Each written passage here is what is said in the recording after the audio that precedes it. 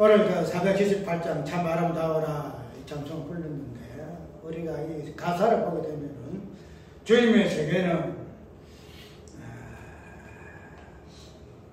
망망한 바다와 저 맑은 새소리, 그 다음에 아침 해와 저녁 노을밤 하늘의 빛남들, 그 다음에 저 산에 부는 바람과 잔잔한 시냇물,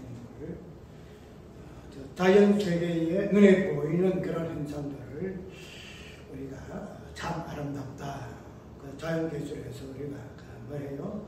하나님을 계시한다 하는 부분으로 많이 이해를 하잖아요. 그래서 그런 부분에서 자연계시의 부분을 눈에 보이는 그 창조의 어떤 그 현상들을 통해서 하나님에 대한 계시의 이해를 하고, 그러나 그런 자연 계시는 이제 말씀 계시를 통해서 새롭게 해석을 해야 되는 것으로 우리가 이해를 해서 뭐 자연 계시와 뭐 특별 계시 이런 계시를 구분하고 있으나 아까 우리가 보는 그대로 창조의 그 세계를 눈에 보이는 현상의 세계로 우리가 이해해서 참 아름답다.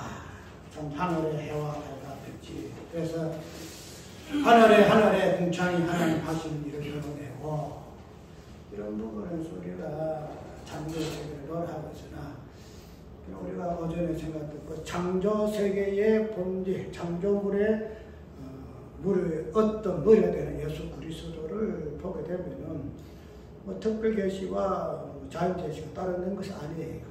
우리가 창조라는 세계 속에서 창조의 어떤 데는 예수 그리스도를 못 보기 때문에 그냥 거기에서 말씀 계시가 따로 있고 특별 계시가 따로 있고 뭐 이런 말을 하지.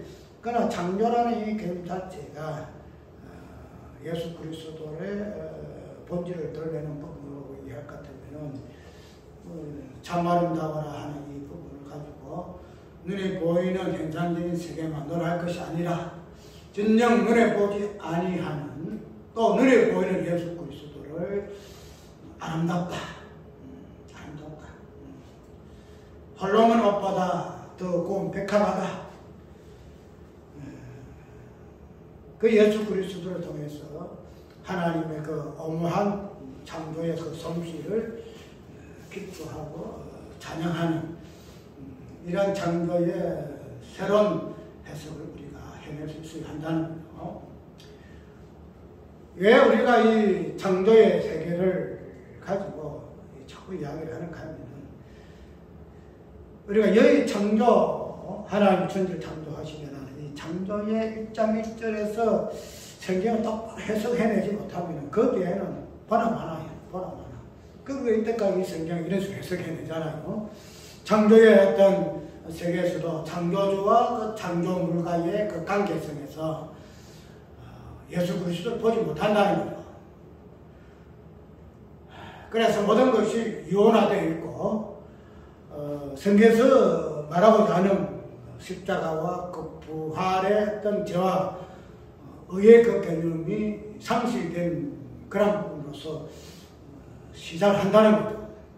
그러하게 되면은 시작이 그러하니 마지막도 뻔한 거예요.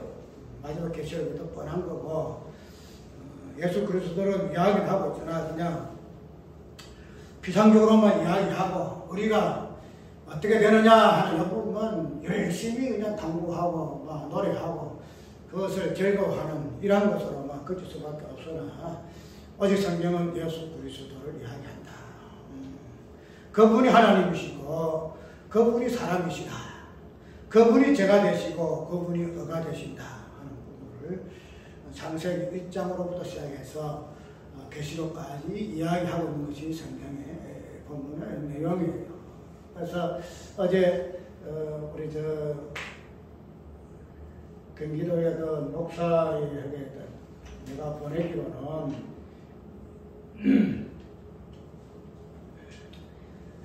창조 주체와 객체로서 예수 그리스도 열세 키는 기독론의 예수 그리스도의 품성인 신성과 인성의 그 천지 창조의 그 주체와 객체와의 관계성 고찰.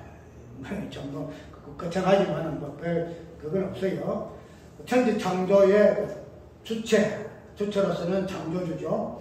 그 다음에 객체로서는 피조물.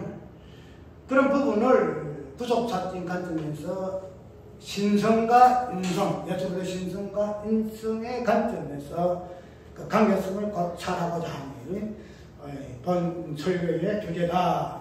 그래서 내가 말하고자 하는 것만 아니고 나도 이러한 사실을 통해서 어뢰받기를 원합니다. 이렇게 보내놨어요. 보내놨는데 이야기대로 너무나 판이한 내용이고 또 혼돈스러운 내용이기 때문에 아멘이 쉽지 않을 거예요. 평생 가도 아멘 못할지도 몰라요. 그냥 그러한 부분이 아니고 듣든 알든 모르든 알든 성경이 무엇을 말하고자 하는가 하는 부분을 이야기하고 함이 있기 때문에 우리가 1장 1절에서도 그 부분을 이야기하고 싶다. 하나님이 천지를 창조하시니라. 우리가 이 부분에서 지금 원래 하고자 하는 바가 뭔가 하면 천지를 창조하는 창조의 세계와 그 다음에 천지를 창조하시기 전에 창조 전의 세계, 즉 묵시 세계, 우리가 묵시라는 개념을 이제 표현하기 쉽게 이야기한다는 거죠. 말씀 세계, 영혼 세계, 묵시 세계, 그 세계와 그 다음에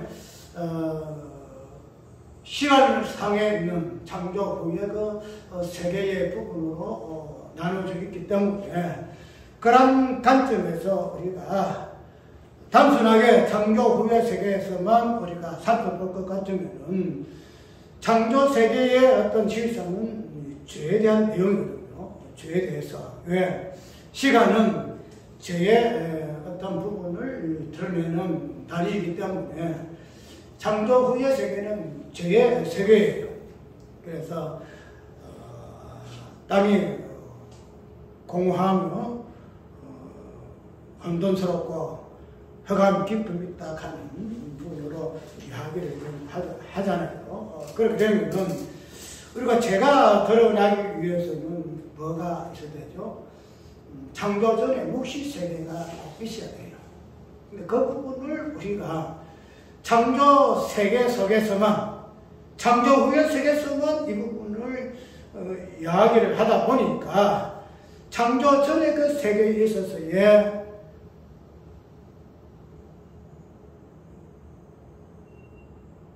뭐라고 표현을 해야 할까? 창조 후의 세계, 창조 전의 세계에서의 그 죄와 의의 개념을 우리가 표현하기가 굉장히 어렵다는 거죠. 왜냐하면은 예수 그리스도의 어떤 그 부분을 창조 후의 세계 속에서 이야기를 하다 보게 되게 되면은 창조 후의 세계 속에 예수님의 어떤 모습을 통해서 죄를 보게 되어지고 또 을을 보여지게 되어진다는 것. 근데 그러한 부분은 우리가 창조 후의 세계에 있기 전에, 먼저 창조 전에 묵시 세계에서 이미 이 부분들이 성취, 저번에 성취 부분은 창조 후의 세계의 개념이고, 선치는 창조 전의 세계의 개념이죠. 그럼 우리가 창조 후의 세계 개념으로 정치를 보게 되어지게 그런 부분에서 우리가 죄와 을을 도왔다는 거죠. 그것도 그냥 죄와 을을 부분은 그냥 대충 넘어가고 그냥 구속이라는 부분만 이야기하기 바빴다는 거죠. 근데 어쨌든 창조 후의 세계에서는 성체적인 관점 속에서 죄가 무엇인가, 의가 무엇인가를 성경은 이야기를 지금 하고 있는데, 이런 창조 후의 세계에서만 이 부분을 보게 되게 되면은 창조 전의 세계에서의 선치적인 부분에서의 그 죄와 의에 대한 개념은 우리가 생각을 못해요. 그냥 저번에 이야기했듯이 창세전에 예수 그리스도 안에서 해서 예수 그리스도 안에 선택이라든지 뭐 애정이라든지 이런 부분만 이야기하는 것으로 창세전을 이야기하고 있지. 창세전에 있어서의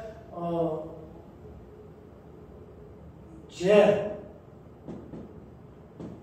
창조 후의 세계에서 죄와 을을 이야기하는 부분에서 창조 전에 선지적인 관점에서 죄와 을가 무엇인가 하는 부분은 아까 이야기했던 그냥 단순하게 예수 그리스도 아니라는 의미 속에서만 그 선택, 뭐 애정, 뭐 섭리 부분만 이야기를 했는데, 근데 그런 부분이 구속사적인 관점에서만 어디 선택, 뭐 애정, 섭리 부분이지, 우리가 어떤 성경에 큰 본의가 되어지는 죄라든지 어라든지 그 다음에 십자가와 부활이라든지 이 부분을 설명하는 부분에서는 우리가 그냥 애사로 넘어가 버려요.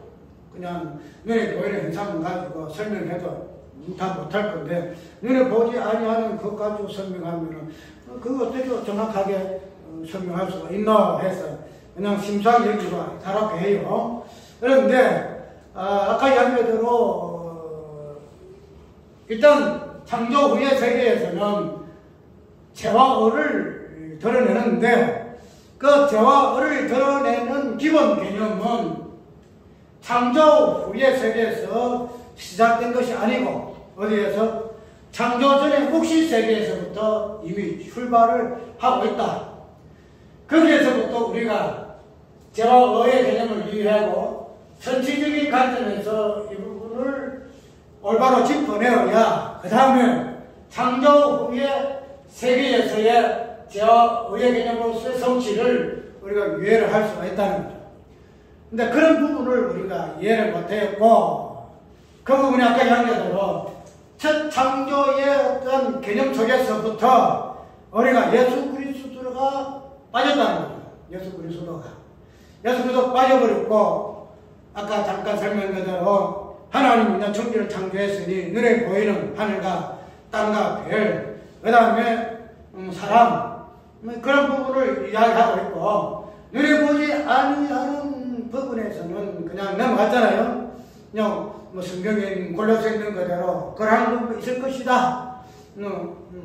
정사도 있을 것이고 건설도 있을 것이고 이런 부분만 이야기하고 있지, 창조의 어떤 개체로서의 눈에 보이는 부분만 우리가 하다 보니까 그냥 그것만 창조로서 이해를 했다는 거죠. 거기에서 창조주 하나님으로서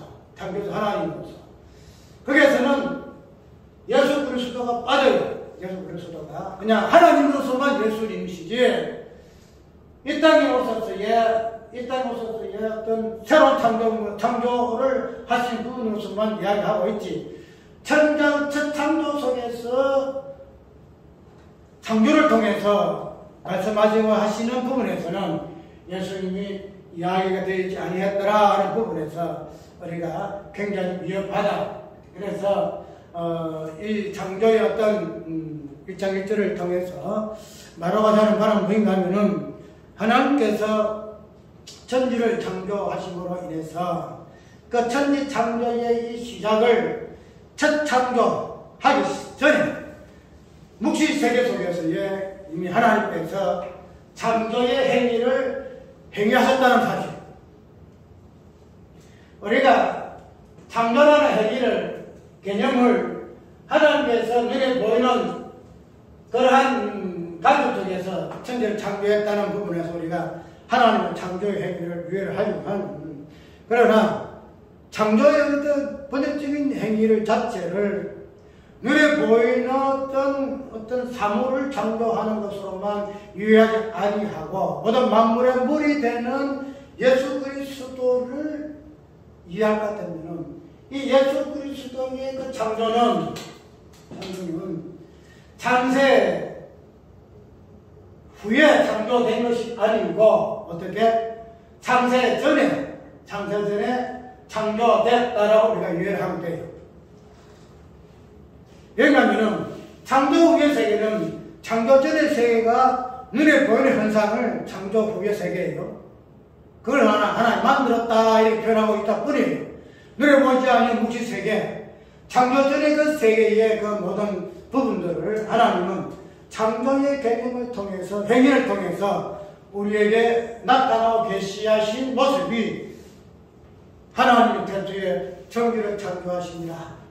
땅이 혼돈해서나 그 다음에 첫날에 빛을 만들었었더라고 이렇게 표현하고 있다는 거예요. 그러니까 창조의 행위는 창조 후에 해서 하나님의 행위가 행위된 것이 아니고 창조 전의 세계에서부터 이미 하나님의 창조 행위는 시작되었다라고 우리가 이해를 해야 한다는 거죠. 왜? 하나님은 창조를 통해서만 당신 자신을 창조주 하나님으로 계시를 하시거든요. 계시하시는데 이 계시라는 이 자체가 창조를 만들어서 하나님, 창조주 하나님으로 계시된 것이 아니고 만드시기 전에, 만드신다는 것은 눈에 보는 현상이고 만드시기 전에 하나님께서 당신이 어떠시 하나님으로 창조주 하나님으로 계시하셔야만 돼요. 그런데 그거는 창조전의 세계에서는 눈에 보이는 창조물을 창조할 수가 없다잖아. 예. 그 세계는 눈에 보이는 시간 속에서 행해야만이 그 창조물의 어떤 그 부분을 이해할 수 있기 때문에 창조 전에 하나님의 창조의 행위를 통해서 당신 자신이 창조주 하나님이신 것을 계시가 불가능하다 이 말이죠. 그런데 그것을 눈에 보이는 창조의 세계를 통해서 당신이 계시하셨는데 그런 부분을 우리가 소급해서 창조주 하나님이, 창조 전의 하나님은 과연 무엇을 어떻게 창조하심으로 말미암아 창조주 하나님이 되셨을까? 창조주 하나님은 지금 말해서 창조 개념을 통해서 소설 있음에 대한 존재를 계시하는 부분이거든요. 여호와 하나님이신 모든, 그래서 당신의 그 존재 있음을 계시하고서는 모든 것이 없다는 거예요. 오직 홀로 우리 장로 홀로 하나님께 영광을 멸관을 드리세 홀로 하나님이신 그 창조 하나님이신 그 창조를 통해서 피조물 외에 피조물 제껴놓고 피조물을 창조하신 그 창조물이라는 것을 당시 창조 행위를 통해서 계시하실 분이거든요. 그렇기 때문에 그런 부분을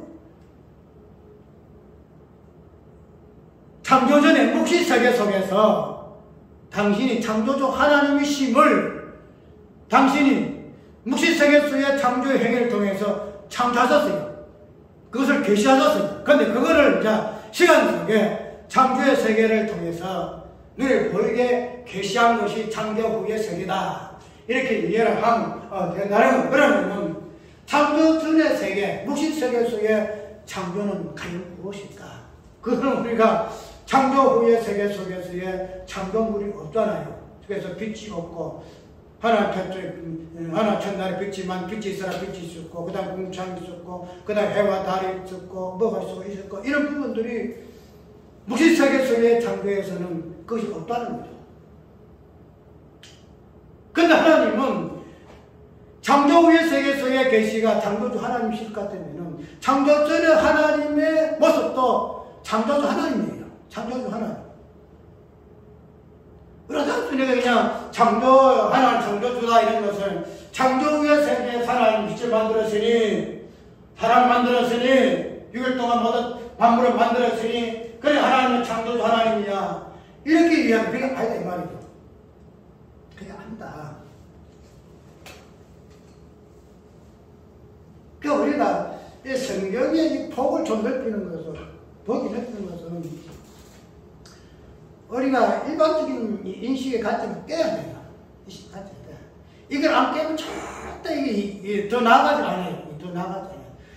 우리가 성경이라는 것은 무궁무궁한 영의 세계거든요. 영의 세계이기 때문에 우리가 이러한 부분을 나의 어떤 이제가 알고 있던 인식과 그 관념과 간접 속에서 묶어주게 되면은 성경의 세계가 풀리지가 않아요. 성경이 풀리지 않아요. 그런데 이 성경이라는 이 부분을 우리가 너무 좁게 생각해서 모든 것들이 그냥 제한돼서 이렇게 내려왔다는 거죠. 그러면은 우리가 지금 말하는 이런 내용들은 성경이 없는데, 성경이 없죠? 성경이 어디 있어? 이건 뭐 창조 후의 세계에서의 창조주 하나님 창조주 하나님이 계시되었지. 창조 전의 세계에서 무슨 하나님이 창조주 하나님이야. 그럼 그거는 성경이 없어요.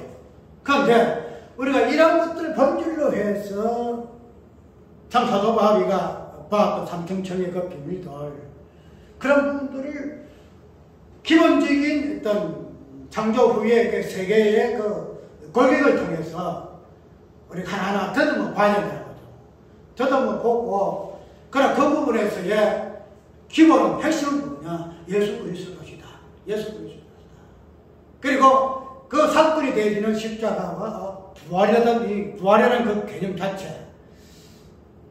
저번에 얘기했듯이 지옥과 그 천국은 아니 다른 차원으로 이해를 했잖아요. 저는 했지만은 그 십자가와 부활이라는 그 개념 자체가 예수 그리스도라는 그 실존을 통해서 발생되어지는 개념일 것 같으면 예수 그리스도 아닌 천국이고 예수 그리스도 밖은 지옥이고, 그러면 이 부분들이 십자가와 부활을 놓고 볼 것 같으면 예수 그리스도를 통해서 십자가와 부활의 개념이 나온다는 거죠.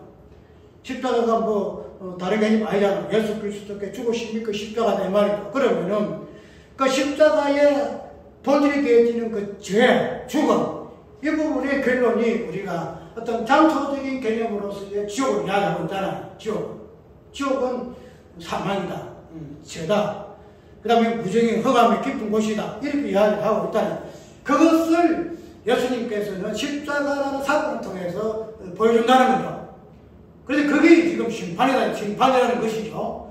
그런 부분을 아까 얘기한 천국과 지옥과 대비해서, 천국을 대비해서는 그것이 지옥이다 이 말이죠. 그래서 그런 것들 우리가 이때까지는 천국은 예수님만 감가되어 있어, 이렇게 이야기했죠. 예수님 감가되어 있어. 지옥은 예수님과 상관이 없어, 이렇게 했잖아요. 그냥 심판하시는 하나님처럼만 얘기했지만 그렇지 않다는 거예요. 예수 안에 지옥이 있고 천국이 있다. 예수 안에 천국이 있다. 그러면은 천국이라는 것은 뭐냐? 십자가와 부활이라는 이 두 가지 개념을 같이 공유한 장소가 개념이 천국이고, 십자가와 부활을 흔적을 가진 자가 구원받은 자다. 그러면 구원받지 못한 자는 어떤 자냐? 십자가의 흔적만 있는 존재다. 심판만 받은 존재다. 십자가의 사망의 심판 받은 존재가 예수 믿지 않은 자들이다. 이것을 쉽게 말하면 지옥이다, 이렇게 표현한다는 거예요.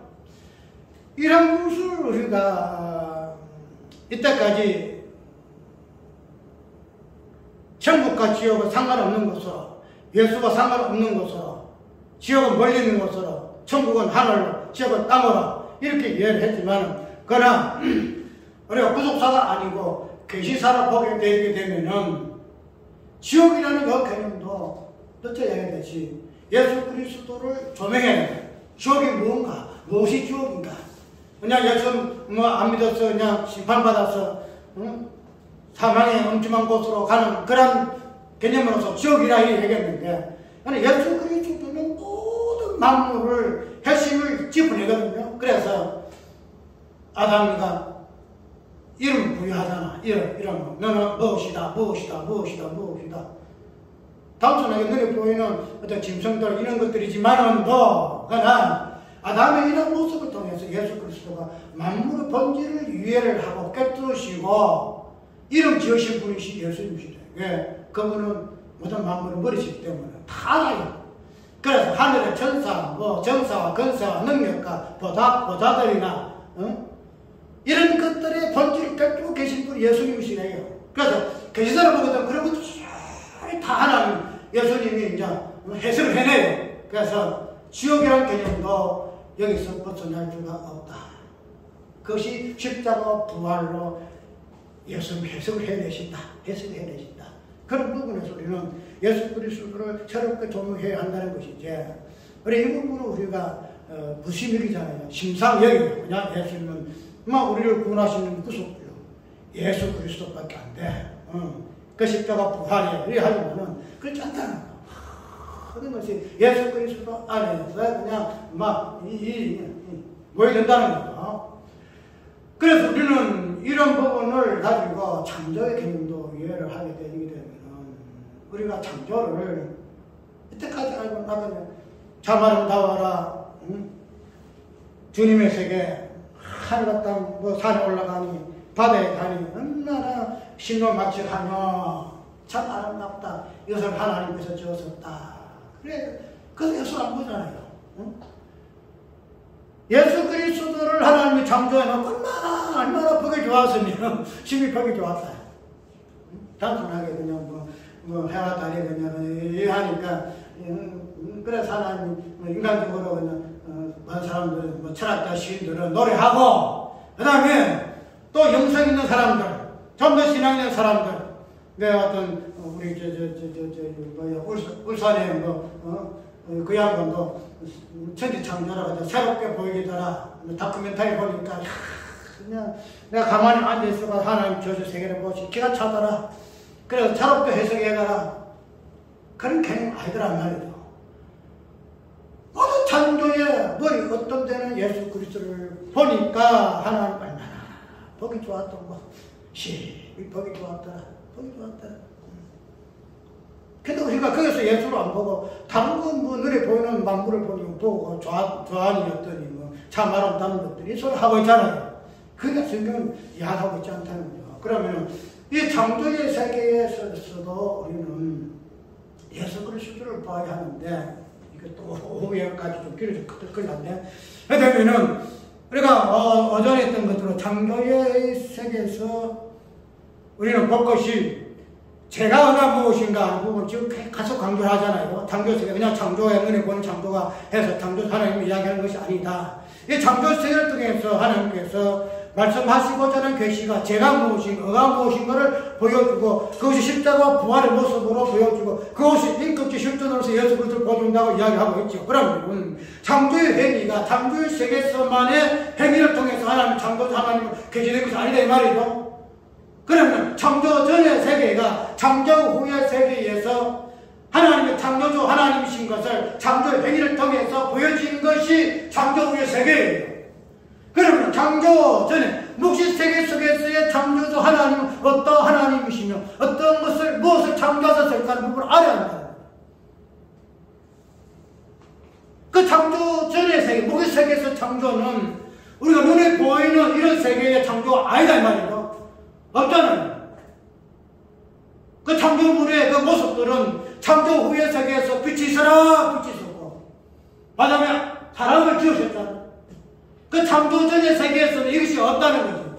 그런데 하나님은 창조 전의 세계에서도 당신이 어떤 하나님이시다? 창조주 하나님으로 계시되지 않다는 거예요. 왜? 그 부분은 스스로 있는 자시기 때문에. 있음을 통해서 창조가 이야기되잖아요. 창조라는 것은 무언가 없는 것이 있는 것이 창조잖아요. 창조. 그 창조물이라는 창조주라는 부분은 하나님은 창조 전의 세계에서 당신이 창조주 하나님이신 것을 계시해내야 돼요. 계시하셔야 돼요. 그래야 그분이 창조주 하나님 되시는 거예요. 그런데 무엇을 가지고 창조를 할까? 무엇을 가지고 창조주 하나님 것을 계시할까? 무엇을 가지고? 해와 달과 빛 가지고? 사람 가지고? 없잖아요. 무엇을 가지고? 당신 아들을 통해서. 당신 아들은 창조하심을 통해서 뭐야? 당신이 창조주 하나님이시다. 창조주 하나님이시다. 단순하게 창조물이다, 창조자다 이 관점에서 우리가 따져서 안 돼요. 창조라는 행위 자체가 창조자와 창조물 관계 속에서의 그 부분이 무엇을 이야기하고 있는가 부분을 보여줘요. 우리가 창조주 하나님을 단순하게 창조 후 세계에서의 창조 하나님 만드신 물건을 통해서 창조주 하나님으로 계시할 것 같으면은 막 그걸로 끝이에요. 그럼 맞아. 맞아. 하나님 주님 창조이기 때문에 창조. 근데 이 창조주 세계, 창조 세계의 행위를 통해서, 개체들을 통해서 창조주 하나님이신 것 계시되어지는 것은 그냥 창조 후의 세계는 창조주의 세계에서 출발해요. 창조 후의 세계는 창조주의 세계에서부터 그 본질을 봐야 되는데 그것을 보지 못하고 창조 후의 세계에서 본질을 보게 되어지니까 뭐가 없는 찐빵이다? 안 커면 찐빵이 안 것이야. 한마디로 해서. 무슨 맛을 먹지? 그것으로 우리가 성경이라 하고 그냥 살았다는 거죠. 성경 전체를 시작을 무엇으로 하나님께서 태초에 천지를 창조하시느라고 이렇게 시작한다는 거죠. 그게 성경이에요. 그게 성경의 시작이에요. 그게 성경의 시작과 끝이에요. 그럼 창조예요. 창조와 창조자예요. 근데 그것이 창조 후의 세계에서만 성경을 향하고 있지 아니하고 창조 전의 세계에서부터 시작하고 있다. 그것을 이야기하고 있다는 거죠. 그것을 우리가 봐야 돼. 그것을 가지고 성경에 없는 이야기 하냐면 창조 전에라는 말이 성경에 없어요? 단순히 창조 전에 예수 그리스도를 선택해서 선택만 이야기를 해요? 창조 전의 개념 자체가 예수 그리스도잖아요. 예수님이시잖아요. 맞죠? 예수님은 지금 우리가 창조 후의 세계에서 보는 예수님의 그런 모습이에요. 그런 예수님의 모습이 창조 전의 세계에서의 예수님을 거쳤다는 거죠.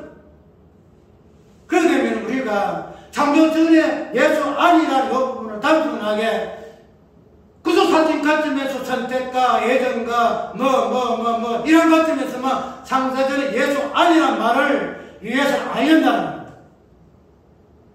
창세 후에 전에 예수라 이거는 창세 후에 예수 전이잖아. 그러면 창세 전에 예수 안에서 그 선택되었으면은 우리는 어떻게 창조되었죠? 창세 후에 창조된 존재야. 근데 창세 후에 창조된 존재가 묵시세계 예수 그리스도 안에서야 우리가 존재한다는 거죠. 그럼 우리는 창조 전에서 이미 뭐가 됐다? 창조된 존재라. 창조된 존재.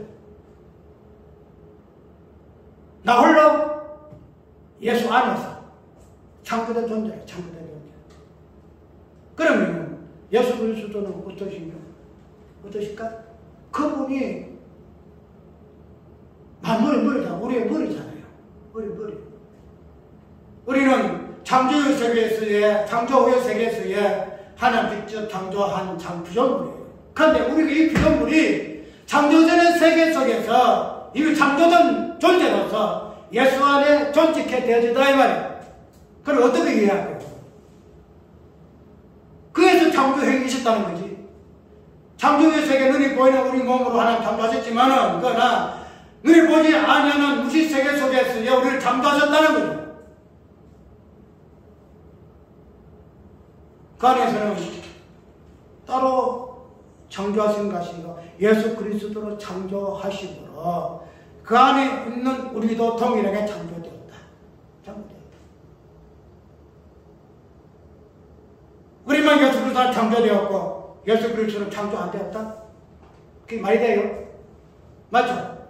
예수 그리스도 따로 우리가 그냥 묵시 속에서 창조되었다. 그 예수 그리스도 아니라는 부분을 딱 빼고 할 것 같으면은 우리가 예수 그리스도 묵시 세계에서 창조되어서 그렇게만 해석해야 할 것 같으면은 예수 그리스도 창조 개념만 뚝뚝 들어서 예수님 하나님이시기 때문에 창조 안 되었다 이렇게 이야기할 수 있겠죠. 그런데 우리 창조물이거든요. 피조물이거든요. 그 피조물이 창조 전의 세계에서 존재한다는 거예요.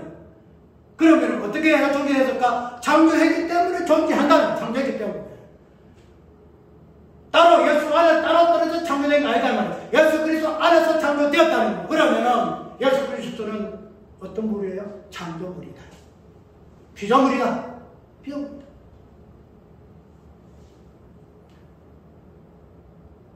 우리가 좀 성경을 폭넓게 보게 되게 되면은 참으로 어마어마해요. 진짜 영에서 어마어마해요. 우리가 세대를 이야기할 때도 저녁이 되면 하루가 되면 저녁이 되면 하루가 되면 첫째 날이다 이렇게 이야기하는데 하루가 이 하루라는 이 개념 자체를 데살로니가서는 뭐라 그러죠? 천년으로 이해를 하죠. 하루가 천년이 되고 천년이 하루가 되고. 그러면 저녁이 되면 아침이 되면 이런 첫째 날이라는 그 하루가 다른 말로 천년왕국, 천년왕국, 그 천년왕국.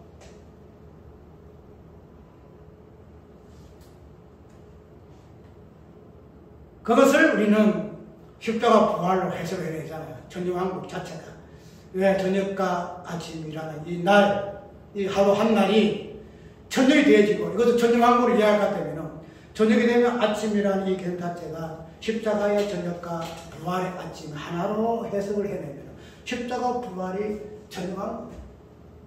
어떤 이런 전형을 따로 있고 그럴까요? 그죠? 그런 부분을 우리가 좀 깊이 있게 성경을 참 들어서 보게 되면은 무궁무진해요. 무궁무진해요. 그냥. 진짜 영의 세계는 우리 인간의 어떤 눈에 보이는 관점에서 이해할 수 없는 그런 부분이 너무 많아요. 그래서 이러한 묵시세계 속에서의 예수 그리스도를 하나님이 창조하셨다. 창조하셨다. 그 창조하신 분을 통해서 뭐가 돼요?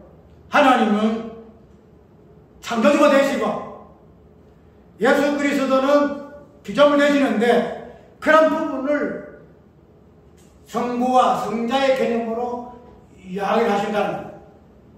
성부와 성자의 개념을 이야기를 하죠. 그럼 우리가 단순하게 삼일체의 부분으로서 성부와 성자의 개념을 이야기하고 있으나 묵시세계 속에서의 모든 하나님의 어떠하심과 일하심은 성부 되심과 성자 되심 속에서 우리가 해석을 해내야 돼요. 그러면 하나님께서 당신이 창조의 세계 속에서 창조를 통해서 당신이 창조주 하나님이신 것을 계시하시기 전에 묵시 속에서의 창조주 하나님을 계시하시는 그 방법은 당신 아들을 창조하심으로 성자 예수를 창조하심으로 성부 하나님은 뭐가 됐다? 창조주가 되시고 성자 하나님은 피조물이 되시고 우리가 이걸 갖다가 그냥 뭐라 하나 신성 불가침으로 생겨서 절대 안 돼요. 신성 불가침으로 생겨서 그런 부분을 통해서 아까 얘기대로 눈에 보이는 그 창조는 재와 을을 드러낸다 그랬죠. 재와 을을 드러낸다. 그러면 이 재와 을을 드러낼 때는 이 창조의 이 세계가 창조 전의 묵시 세계 속에서는 당신을 아들을 창조하심으로 무엇을 드러내신다? 재와 을을 드러내신다. 재와 을을 드러내신다. 그 예수 그리스도, 즉 성자 되신 예수 그리스도를 통해서 뭐 하신다? 성부 하나님, 창조주 하나님, 피조물 하나님 이 부분으로서 계시를 하시는데 그런 부분을 당신의 성자 하나님 되심을 통해서 우리에게 계시하셨다는 사실을 우리가 이해를 해야 합니다. 그러니까 그런 부분들이 이제 눈에 보이는 창조의 세계 속에서 재와 을을 드러내시는데 그런 부분을 우리는 당신이 이 땅에 오셔서 뭐죠? 말씀으로 당신 우리를 창조하심으로 당신이 창조주 되시고 그 다음에 우리를 만드셨기 때문에 우리는 피조물로서 그럼 우리 예수 그리스도 통해서 계셔야 된다는 거죠. 단순하게 그냥 예수 그리스도가 창조 전의 세계에서 또 창조 후의 세계에서만 되지 아니하고 그런 부분들을 창조 전의 세계와 창조 후의 그 세계에서의 창조자와 구조물로서의 부분을 당신이 이 땅에 오셔서 새롭게 세상을 피조하심으로 말미암아 당신이 창조주가 되시고 또 뭐예요? 당신 자신이 피조물 되시는 그런 부분으로 신약성경은 이야기를 지금 하고 있는 부분이 그 부분이 된 말이죠. 그래서 거기에서 우리는 정확하게 제가 무엇인가, 무엇인가 부분을 예수 그리스도를 통해서 정확하게 우리가 유해해낼 수 있는데 그것이 창조의 첫 세계의 어떤 출발에서 드러내는 부분이시다는 부분을 우리가 이해를 해야 한다는 거죠. 그래서 천지를 창조하시는 이 하나님의 어떤 선언을 통해서 당신이 어떻게 죄와 의를 드러내시는가, 창조의 세계를 통해서 드러내시고 창조 전에 예수 그리스도 창조하심을 통해서 당신이 어떻게 이 부분을 드러내시는가 하는 부분으로 우리는 창세기 1장 1절을 유효해야 한다는 거예요. 그래서 여기서 우리가 꼭 중심되어야 할 부분은 예수 그리스도의 그 신성과 인성 자체가 부소사적인 관점에서만 인용해서는 절대 아니 되고 예수 그리스도의 그 어떠하심 그 부분에서 1차적으로 창조의 어떤 개념 속에서 먼저 이해해내야 한다. 그래야만이 뒤에 나오는 뭐 요화적인 예수님 정정 창조보다 먼저 나신 자니 그러니 그의 인생으로서 그는 피조물이시다 하는 부분을 우리가 반박할 수가 있다는 거죠. 이제 뭐 5에서의 부분을 우리가 잠깐 살펴볼 부분은 뭔가 하면은 저번에 생각했던 이스라엘 부분, 우리가 씨 뿌리는 부분에서 가지고 하나는 저번에 봤던 부분은 마태복음 13장 그 다음에 뒤에는 가라지와 알고를 이야기를 한번 했죠. 그래서 마태복음 13장을 통해 가지고 우리가 봤던 부분은 씨를 뿌리시는 것으로 우리가 이해를 해서 그 씨 뿌리는 이 부분을 통해서 성경은 무엇을 이야기하고 있는가 하는 부분. 단순하게 좋은 땅에 뿌려졌으니 어떻게 이런 것이 아니고 씨를 뿌리는 자라 씨를 뿌리는 그 뿌리는 씨의 본질적인 개념이 무엇인가 하는 부분에서 호세아서를 통해서 우리가 한번 살펴보잖아요. 그 씨의 본질 자체가 음란이라는 우상의 그 행위, 음란은 그 행위. 그렇다고 해서 나온 그 행위가 결론적으로 우상 숭배로서 기결되어지고 그런 우상 숭배의 어떤 개념을 통해서 하나님의 그 사랑의 어떠하심이 드러난다는 부분으로까지 설명을 해내지고 그래서 그 이스라엘 그 관점을 하나님께서 심으신다. 하나님께서 심으신다. 그 이스라엘이 두 가지 정도로 써지잖아요. 이스라엘은 하나는 하나님께서 뭐 하신다? 하나님께서 흩으신다. 이스라엘 백성들에 대해서는 어떻게 심판하시는 부분을 흩으신다는 관점에서 이야기했고 첫 번째에서 우리가 심으신다. 자, 씨를 뿌리신다. 씨 뿌림을 부분에서 마태복음 13장을 가지고 좋은 땅의 개념 속으로 얘기했는데 그런 좋은 땅의 개념 자체가 잘못되어졌다 하는 부분 이야기했죠. 그래서 이런 씨 뿌리심의 개념 중에서 이제 오늘 부분은 흩어진다는 부분, 흩어진다는데, 이 흩어진다는 요 개념이 우리가 상대기, 사도행전 8장 보게 되면은 딱 한 분이 나오죠. 하나님께서 어떻게 하고 있죠? 사도행전 8장에 잠깐 읽어보게 되면은 이렇게 바로 1절만 읽을게요.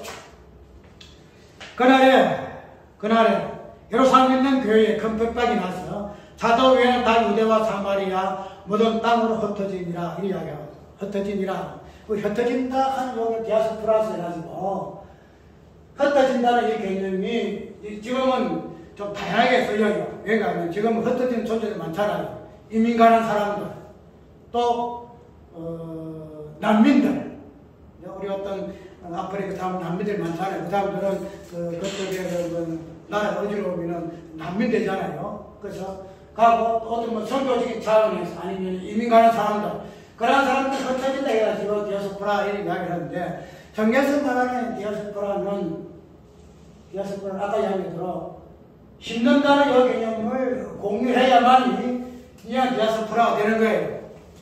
그냥 흩어지는 것으로 하지 않아요. 흩어진 이 무리들을 어떻게 다시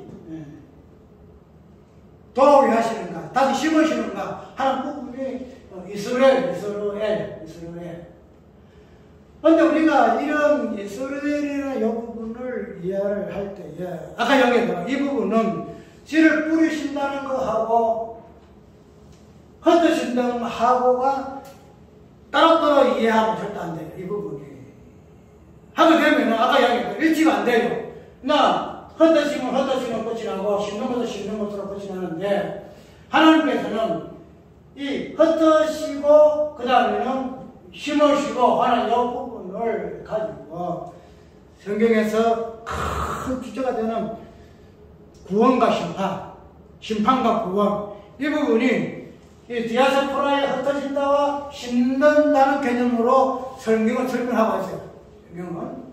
그렇기 때문에 이런 부분을 가지고 성경에서는 비유로 많이 이야기하고 있는 부분에서 저번에 봤던 마태복음 그 13장의 그 내용, 그것으로 천국은 이런 것이다는 천국 비유로서 설명하고 있다는 거죠.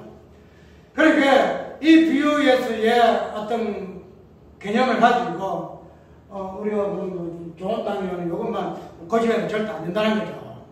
좋은 땅이 있고 나쁜 땅도 있잖아요. 길가에 도적밭에 가시대밭 이 네 가지 땅이 있는데, 그런데 이 네 가지의 이 땅을 우리가 씨뿌리 비유를 생각할 때에, 저거는 이 뿌리는 그 씨의 본질이 무엇인가 부분을 살펴봤는데, 그런데 이제는 이 네 가지의 뿌리신 이 땅의 개념을 우리는 무엇으로 이해해야 할 것인가? 네 가지 땅 중에 마지막 좋은 땅인데,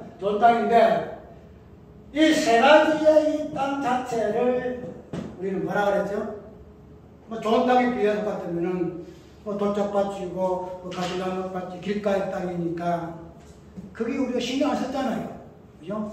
그 신경 안 쓰고, 아이고, 저런 땅은 못된 놈 땅이구나, 원수가 또 씨를 뿌리는 것이구나, 이렇게 이야기를 해가지고, 오직 무엇에만 관심을 뒀지요? 좋은 땅에서만 관심을 뒀다는 거죠. 좋은 땅에. 이 좋은 땅에 관심을 가진 자체도 문제이지만은, 또, 특별히 씨의 본질이 무엇인가 부분들도 생각하지 않은 것도 문제고, 좋은 땅에 여기만 집착한 것도 문제더라 말이죠. 그런데 그런 부분을 이제는 문제라 한다 할지라도, 이따가 우리가 무관심하게 했던 뭐예요? 이 세 가지의 땅에 대해서는 그냥 지금 말해서 한마디로 뭐 취급했어요? 가라지 취급했어요. 가라지. 김연대 목사 덕보시라 이래 했죠. 덕보시라 이야기 했다는 거예요. 근데 이걸 가지고 이야기를 할 때에 주무장로가 하는 소리가 전화가 왔어요. 와가지고 뭐를 왜 거기에서 시공간이 나오고 왜 거기에서 천국과 지옥이 오노, 그런 이야기를 하는 것을 보고, 아니 마지막에 그 가라지와 덕보스, 가라지와 알곡의 비유에 대해서 마지막에 나오는 것이, 가라지는 알곡 복권해드리고 가라지는 단에 묶어가지고 불에 태운다 않겠냐? 그러면은 결국은 알곡은 천국이고 가라지는 지옥이다. 그 알곡과 가라지의 비유가 그래서 전결 나아진다. 그러면은 그런 부분을 가지고 자네도 말했지 않느냐? 알곡은 천국하고 지옥은 가라지는 지옥으로 나한테 문자 보내지 않느냐? 그러면 그 부분에서 우리가 이때까지 알고 있던 그 가라지 알곡의 그 개념, 천국과 지옥 개념이 왜 비신경적인 부분을 이야기해야 될 거 아니냐? 가라지 알곡의 비유가 마지막에 그러니까 천국이 무엇이고 지옥이 무엇인가를 알아야 될 거 아니냐? 그래서 내가 지옥을 이야기하고 천국을 이야기한다. 그런 이야기를 하는데 어렵다는 거야. 어려운 건 다 어렵다. 목사도 다 어렵다. 일반 교육도 더 어렵다. 어렵지만은 다음은 다 똑같다. 목사나 뭐나 뭐 이런 비교 똑같다. 그러면은 병이 도니까 어렵게 설명해서 안 되고, 자, 너 목사니까 이것이 뭐 안으로 아니다. 똑같다. 그러면 내가 설명을 쭉 했거든. 그래서 설명을 했는데, 이렇게 설명을 하다 보니까 어쨌든 결론은 천국과 지옥에 대해서 이 비유적인 부분을 그런 식으로 결론을 내려. 나는 부족하지 가지면서 나는 구원받은 존재니까 천국이고, 그렇지 않은 사람은 지옥이니까 거기에 왜 관심이 없어요. 그것밖에.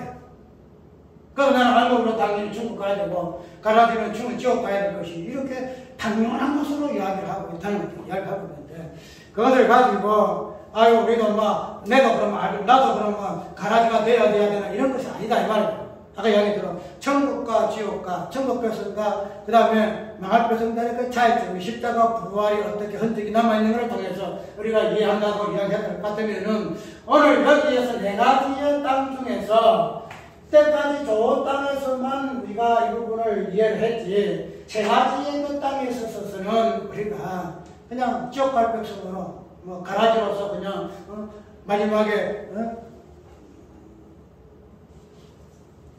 이렇게 생각하고 세 가지를 신경 안 썼다는 거지. 그런데 아까 얘기대로 하나님의 그 신은요, 하나님의 신은 흩어지고 심어지는 요 칼들 통해서 우리가 이해를 할 것 같으면 흩어지고 요 개념과 심어진다 이 개념이 하나예요. 우리가 오늘 본문 속에 사도행전 8장 속에서 예루살렘에서 큰 핍박이 나서 사도 외에는 다 유대와 사마리아 무슨 땅 흩어지니라 이야기하죠. 본문 속에도 분명히 예루살렘에 핍박이 나서 어떻게 되죠? 다 흩어진다는 거죠. 사마리아 어디 빌리고 어디로 다 흩어진다는 거죠. 그런데 이 흩어질 때에 흩어지는 그 부분의 그 방향성을 보게 되게 되면은 우리가 사도행전에 나오는 흩어지는 방향성이 뭐예요? 땅 끝까지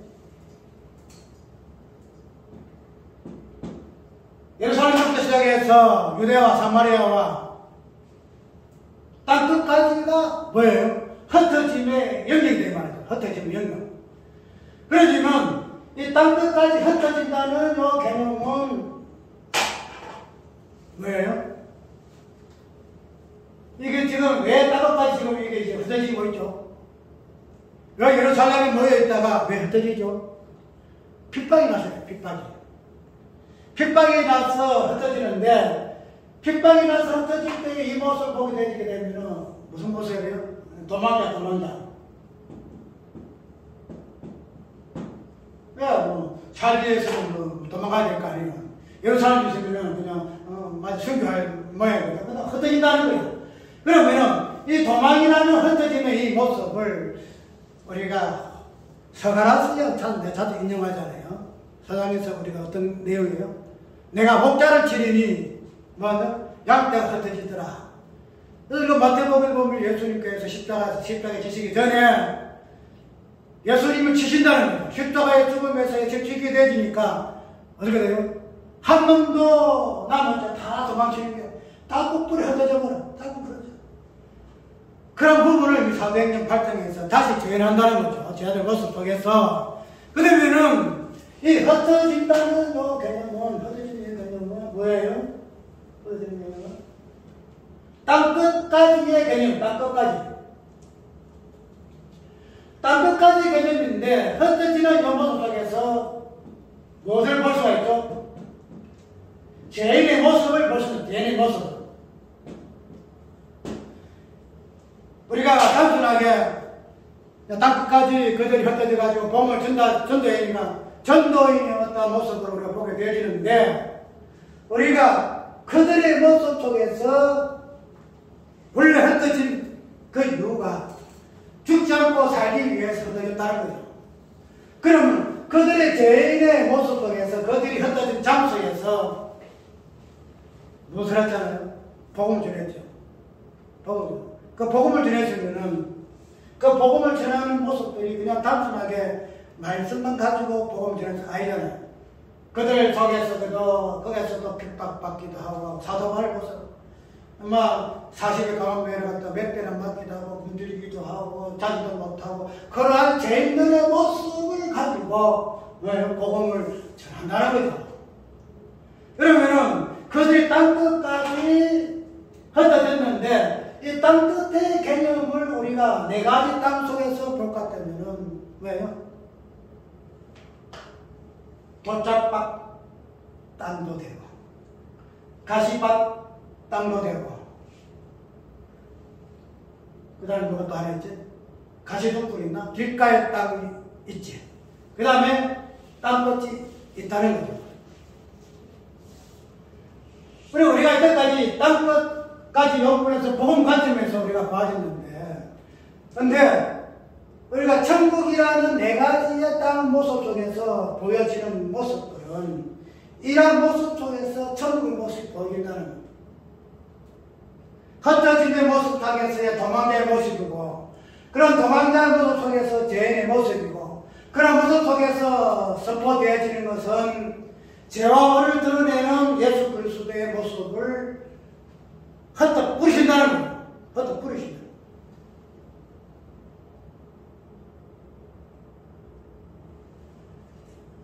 우리가 아까 얘기대로 단순하게 네 가지 땅 중에서 세 가지는 무슨 땅이야? 그렇게 보아서 이거는 황무지야. 좋은 땅은 막 그것도 없어. 이래 해석해서는 아니 되고 이런 모습 속에서 근원적으로 사망의 엉침만 자리에 앉은 그들의 모습을 보아야 하는데 그 모습이 뭐더라? 십자가의 모습이더라. 십자가 모습이더라. 단순하게 십자가의 부활에서 우리의 좋은 땅의 구속의 은혜만 천국의 모습만 볼 것이 아니고 이 십자가 부활이라는 요 거서 속에서 세 가지 땅의 버리운 땅의 어떤 모습을 십자가라는 이 사건 속에서 우리가 보아야 한다는 거예요. 아까 이야기대로 우리가 십자가는 구속의 어떤 부분에서만 십자가를 인용했잖아요. 아, 예수님께서 나를 십자가 죽으셨어. 내가 예수님과 같이 죽었어. 십자가 죽었어. 그것이 구원의 출발이잖아요. 그런데 그런 부분에서만 십자가를 인용하고 이 십자가가 심판의 어떤 본질로서 사망, 마지막으로 지옥, 그 부분에서 십자가를 통해서 해석을 해내지 못했다는 거예요. 단순하게 십자가는 나를 구원한 십자가야. 땅끝이라는 좋은 땅이라는 요 부분만 천국을 이해했지. 그런 하나님의 천국이라는 큰 틀에서의 세 가지의 땅에서의 모습을 우리는 보지 못했다는 거예요. 그냥 좋은 땅의 이 모습만 보기 급급했어요. 하나님께서는 이런 땅끝까지 네 가지의 땅 끝으로까지 흩어버려요. 흩어짐의 속에서도 천국이 있고 흩어짐의 가운데서도 지옥이 있다는 겁니다. 흩어지는 땅 가운데서도 좋은 땅이 있고 좋은 땅이라는 요 과정 속에서도 흩어진 땅이 있다는 겁니다. 우리가 너무 이론적인 관점에서만 모든 것을 해석을 해내려고 하는데 우리가 사도행전 8장에서부터 시작된 흩어지라는 이 부분은 천국의 어떤 씨 뿌림에 대한 그 비유가 사도행전 속에서 제자들을 멈춰서 교회를 통해서 어떻게 흩어짐과 다시 힘을 실는 하나님의 그 천국의 모습, 심판과 구원의 모습을 이러한 디아스포라의 어떤 개념 속에 이스라엘이라는 개념 속에서 성경은 이야기하고자 함이래 이 말이에요. 그것을 우리가 단순하게 그냥 비유 속에 네 가지 10분의 비유 속에서만 그냥 좋은 땅, 좋은 거야. 세 가지 땅은 나쁜 땅이야만 이해를 하고 있지. 땅 끝까지 흔드시고 그것을 모으시고 그 부분에서 십자가 부활로서 어떻게 그분을 하나하나 개념을 설명해내는가 부분까지는 우리가 이해를 못한다는 거예요.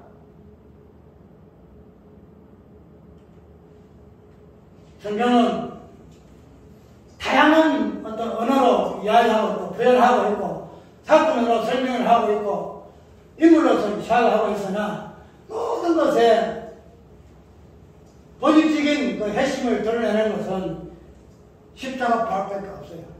그 십자가 부활.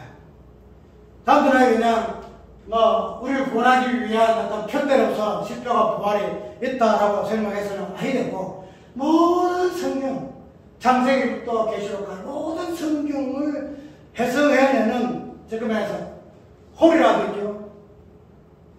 홀이라도 남김없이 다 이루셔내는 그런 성경 표현이 있잖아요. 성경 그 점 하나하나의 일까지 옆부분까지도 십자가 부활을 대입시켜요.